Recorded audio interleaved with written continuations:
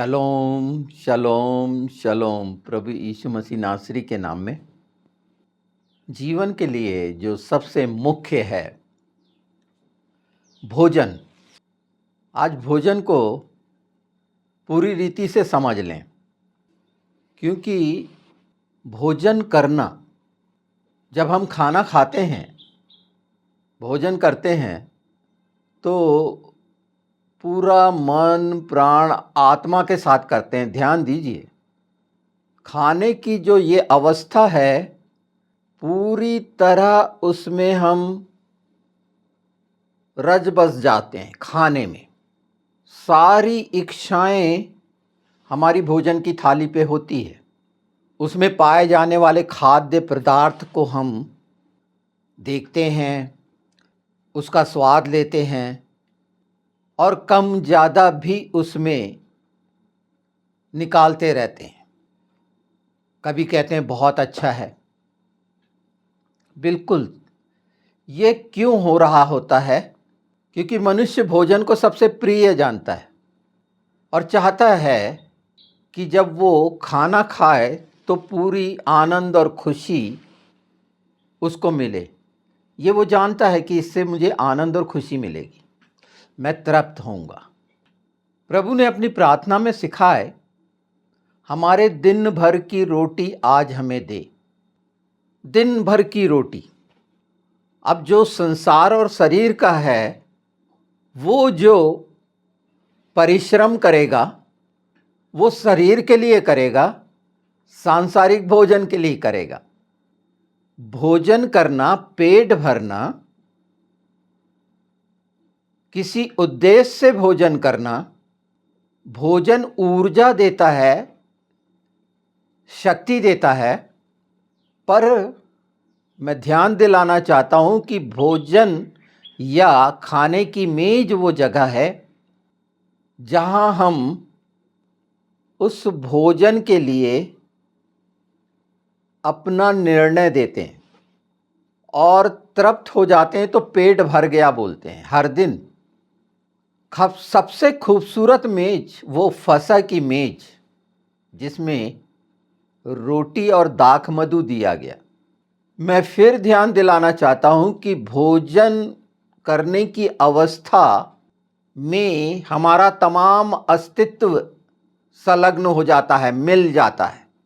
ये ही वो एक ऐसी जगह है जहां हम पूरे तन मन प्राण शरीर आत्मा से ग्रहण कर रहे होते हैं। एक ऐसी क्रिया है ये जिसमें वाचा बांधी जाती है। भोजन पर ही वाचा बांधी गई।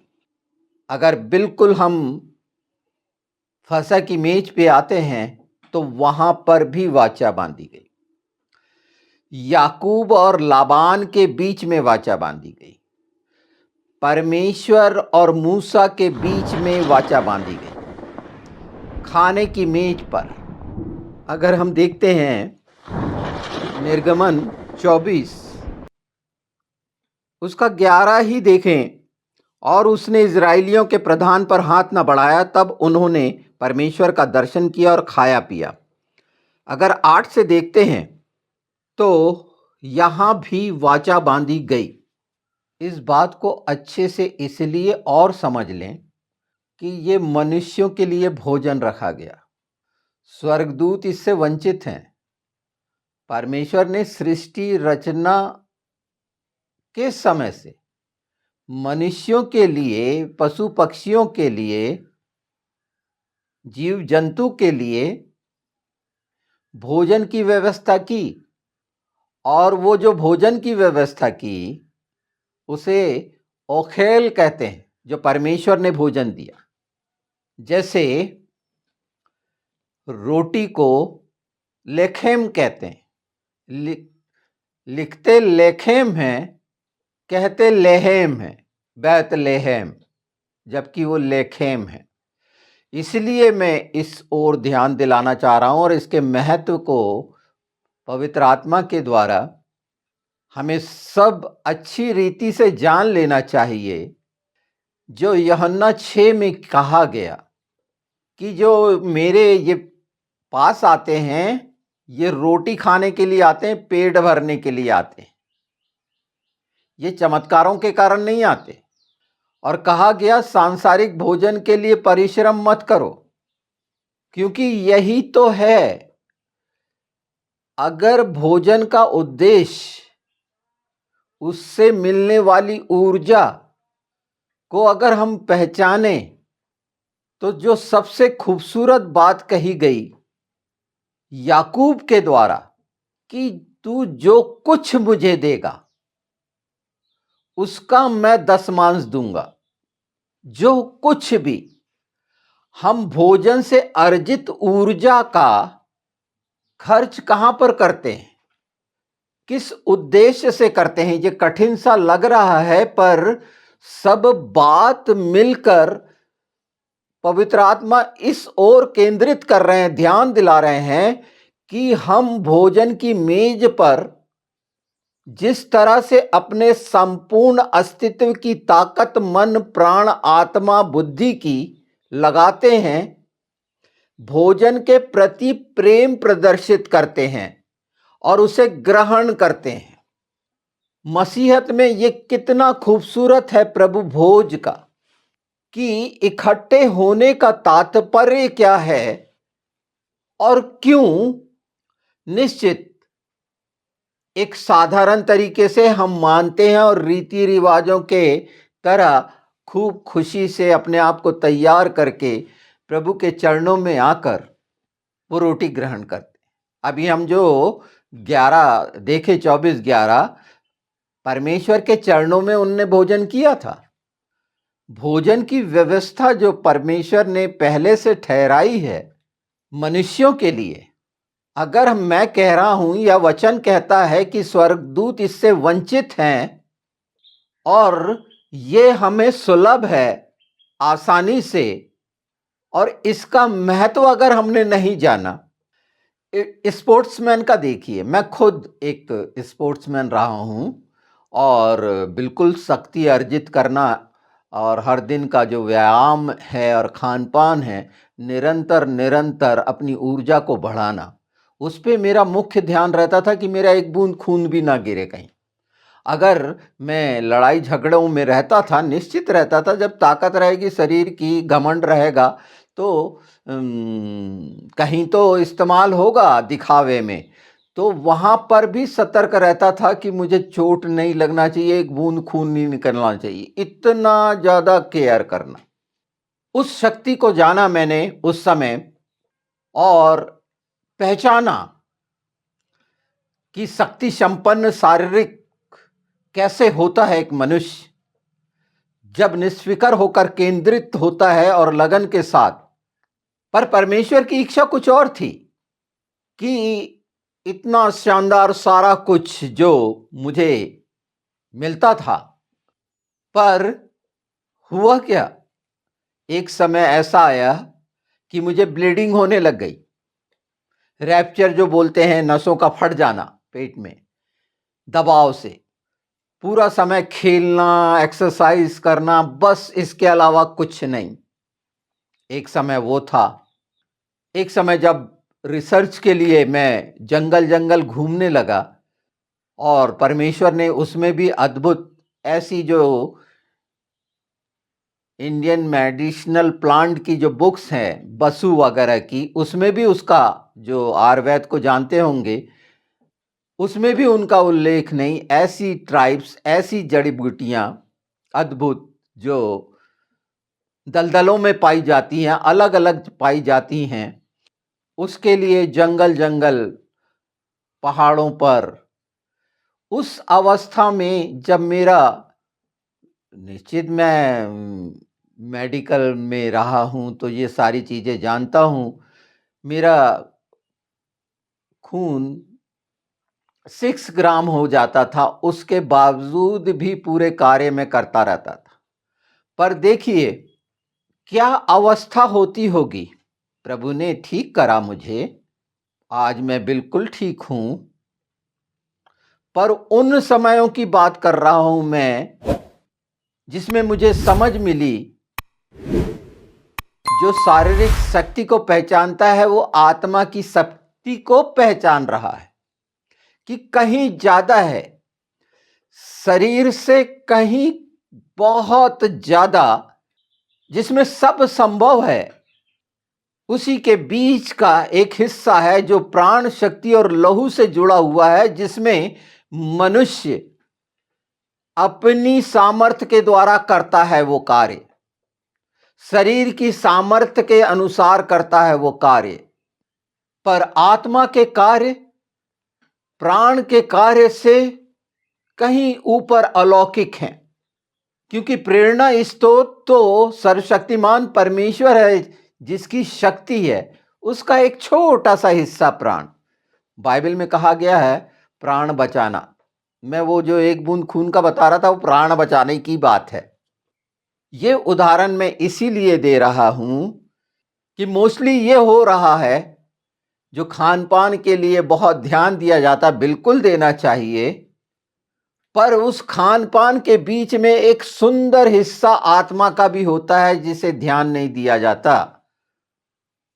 अगर इसे पहचानने लगेंगे कि अपना सर्वोत्र पूरा सर्वस्व हम उसके सामने, भोजन के सामने अपने आप को अर्पित करे होते हैं, उसे देख नहीं रहे होते हैं, समझ नहीं रहे होते हैं, अगर इस समझ को हम जान और पहचान जाएं, इसीलिए प्रभु यीशु ने कहा जीवन की रोटी मैं हूं।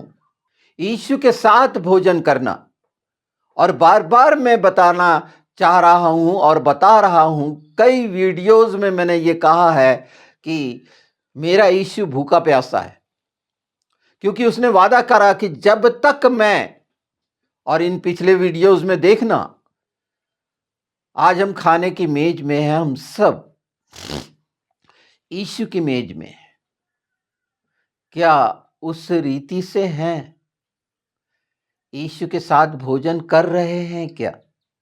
सामान्य तरह संसार में हम एक दूसरे को इनवाइट करते हैं, अपने दोस्तों को, अपने रिश्तेदारों को, चलो आज हम वहां चलेंगे, आज का खाना मेरे तरफ से है।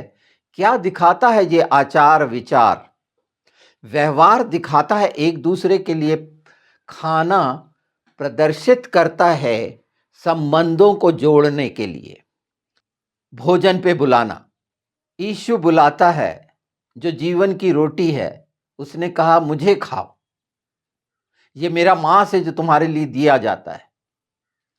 हम कह के निकल जाते हैं, इस समझ के साथ नहीं कि हम उसके साथ भोजन कर रहे हैं, उसने हमें न्योता दिया है, और जो कुछ तू मुझे देगा उसका दशमांश, तो क्या मैं उसे आमंत्रित करता हूं अपने भोजन में? साथ साथ बैठ के खाना, मेरी मेज में खाओगे, उसने ये वादा किया है। तो वो स्वर्गीय मेज, आत्मिक मेज में एक शरीर के लिए खा रहा है, वो एक अलग बात, अपनी भूख मिटाने के लिए शरीर की खा रहा है। तो आत्मिक भूख प्यास होगी तो उस मेज पर खाते हुए ये जो वचन है, भोजन क्यों कहा गया, ये हम में ही क्यों पाया जाता है, और इसकी सार्थकता, इसकी व्याख्या जो परिभाषित होती है और हम जानते समझते हैं, उसकी सच्चाई को जो प्रमाणित है, ये भोजन का वो हिस्सा इतना खूबसूरत हमारे सामने परोसा गया है। हम क्या लेते हैं उसमें से? मैंने ये दोनों हिस्से आपके सामने परोस के रख दिए हैं, और उसका कितना सुंदर उदाहरण, और साफ साफ अपने आप को पहचानने के लिए खुद भोजन में आप देखें कितने खुश होते हैं कि मन लायक भोजन मिल जाए। तो ये मैं बहुत पसंद करता हूं, ये मैं बिल्कुल पसंद नहीं करता। क्यों?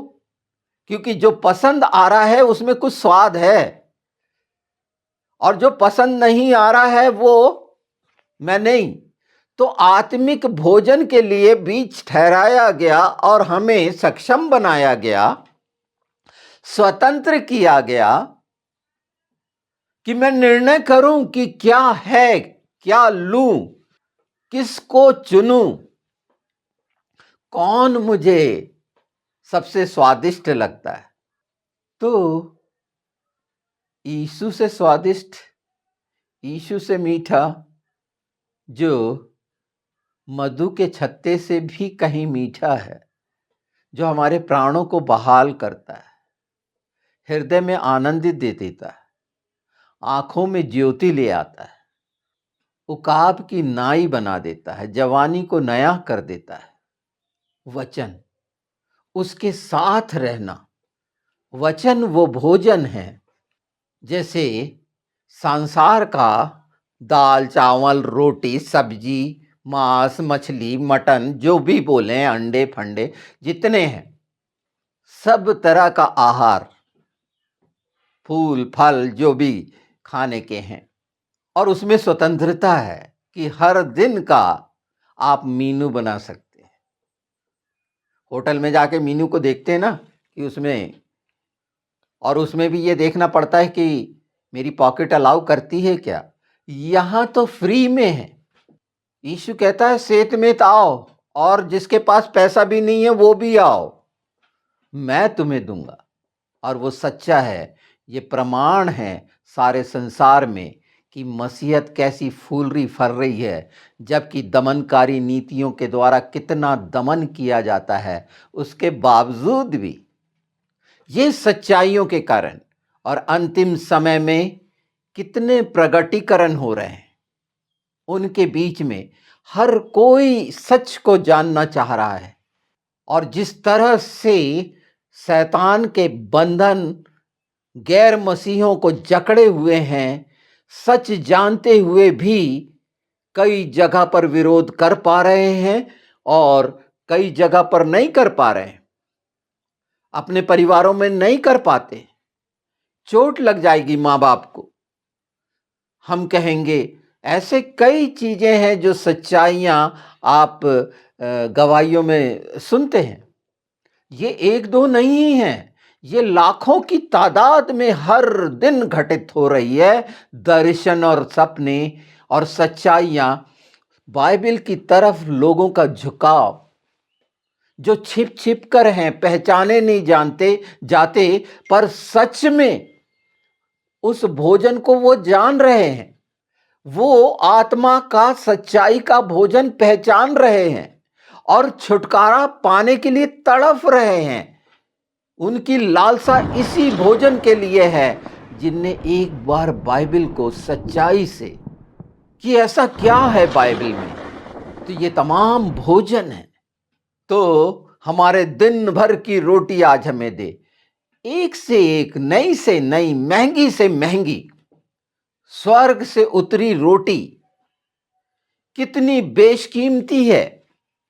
कहा जाता है कि वो एक अमेरिकन टर्की मुर्गी होती है, वो बहुत महंगी होती है। बहुत सारी चीजें बताई जाती कि संसार का सबसे महंगा भोजन कहाँ का है, किसका है।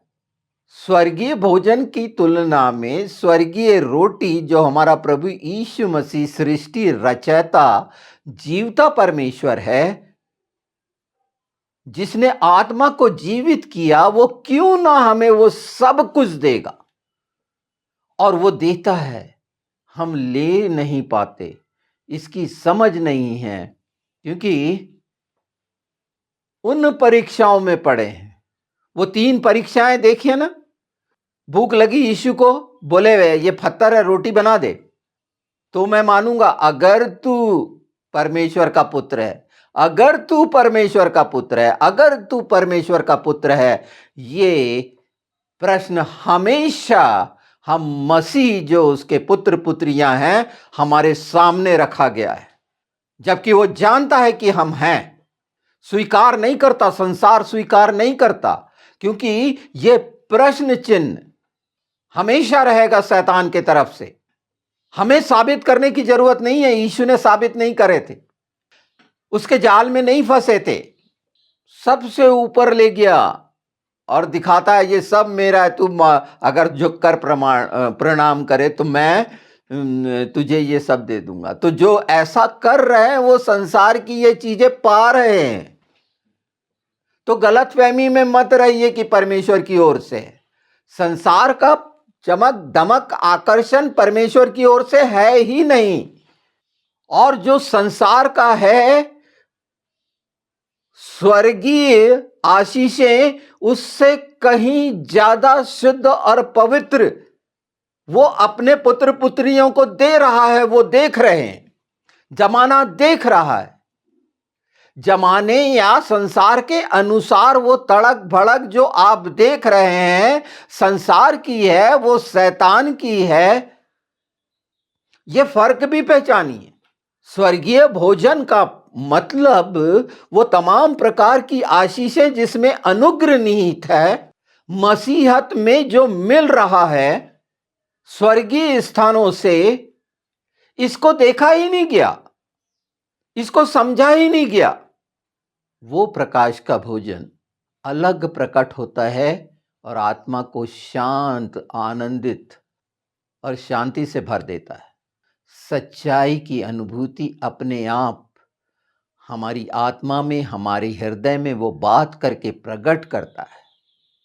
उसकी कोमलता, उसकी नम्रता और दीनता, उसकी ध्वनि जो आवाज़ है वो आत्मा पहचानती है और वो फर्क होता है।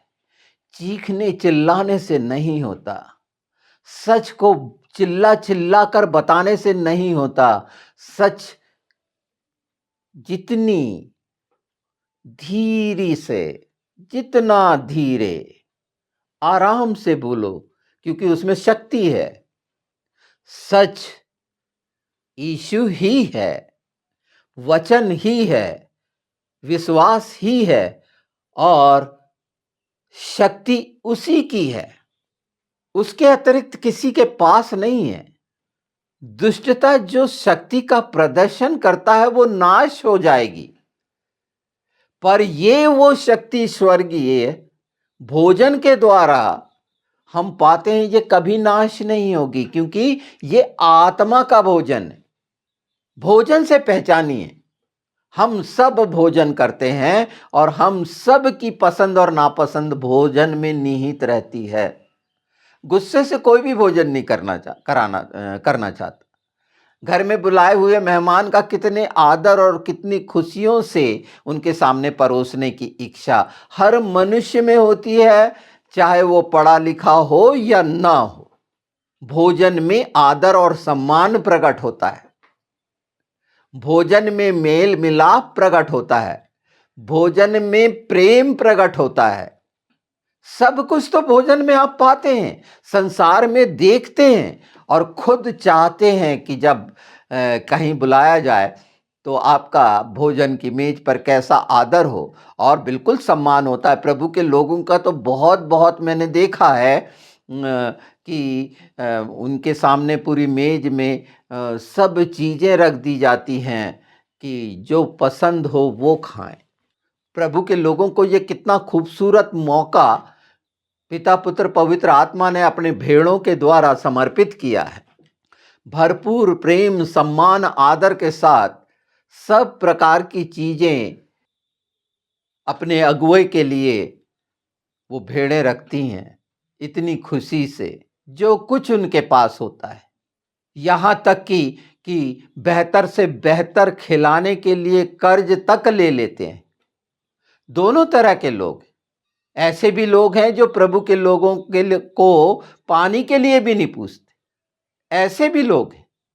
और वो लोग हैं जो संसार में भटके हुए चमत्कारों पर और उन चीज़ों की लालसा किए होते हैं जो, और उनको भूल जाते हैं जिनके कारण उद्धार हुआ। संसार में भटक जाते हैं, बिक जाते हैं, भोजन के लिए, संसार के भोजन के लिए बिक जाते हैं। और उसके लिए यीशु ने कहा परिश्रम मत करो।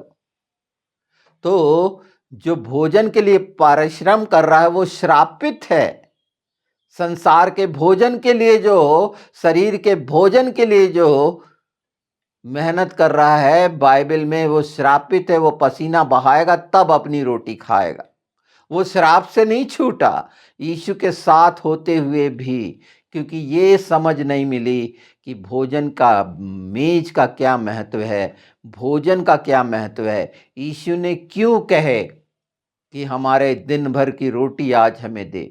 तो जानिए पहचानिए, हम सब में ये समझ और ज्ञान बुद्धि परमेश्वर ने दी है और वो प्रकाश दिया है, और वचन की सच्चाई आपके सामने है, पवित्र शास्त्र आपके साथ है, पवित्र आत्मा आपके साथ है। जब ये जानने की कोशिश करेंगे तो स्वर्गीय भोजन से वंचित नहीं होंगे, उसका स्वाद मिल जाएगा और अपना दशमांश देने के योग्य होंगे जो कुछ हमको मिल रहा है, क्योंकि हमारा कुछ नहीं है, वो ही दे रहा है। तो बहुत सारी गलतफहमियों से निकलिए, अपने आप को तैयार करिए। इन अंतिम समयों में उन लोगों को देखिए जो सच को जान रहे हैं और इतने सामाजिक जकड़नों में बंधे हुए हैं, डर में बंधे हुए हैं, उन्हें बताने वाला नहीं है, फिर भी प्रभु यीशु उनका मार्गदर्शन कर रहे हैं। वहां कोई नहीं पहुंच रहा, क्योंकि हमारे अंदर के भेदों को जानने वाला, सिर्फ मनों को भेदों को जानने वाला सिर्फ और सिर्फ पिता पुत्र पवित्र आत्मा है। और ये सच्चाई, इससे कोई नहीं झुठला सकता। ये वचन में पाई जाती हैं, पवित्र शास्त्र में, बाइबल में पाई जाती हैं।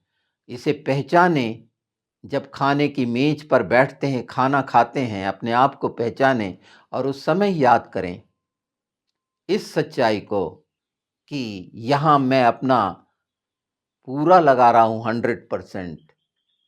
क्या क्या हो रहा है मेरे अंदर, पहचाने ना, पवित्र आत्मा पहचान कराएंगे ना। तो जो स्वर्गीय वस्तुओं की, स्वर्गीय भोजन की वस्तुओं में क्या क्या चाहते हो, उसका भी स्वाद आपको मिलेगा। ये सच्चाई को जितनी अच्छी तरह समझ लें, हर दिन की स्वर्गीय रोटी आपको मिला करेगी। हर रीति से जो आप चाहती हैं, आपकी आत्मा चाहते हैं, वादा पक्का है, क्योंकि वाचा जो बांधी गई वो फसह की मेज पर, भोजन की मेज पर बांधी गई, वो हमारे लिए है। हम उसे ग्रहण करें और हमेशा उसके साथ खाएं पिएं रहें। यही तो इच्छा है। जहाँ तुम, मैं हूँ, वहाँ तुम भी रहो, मतलब हमेशा तृप्त, यीशु ने कहा।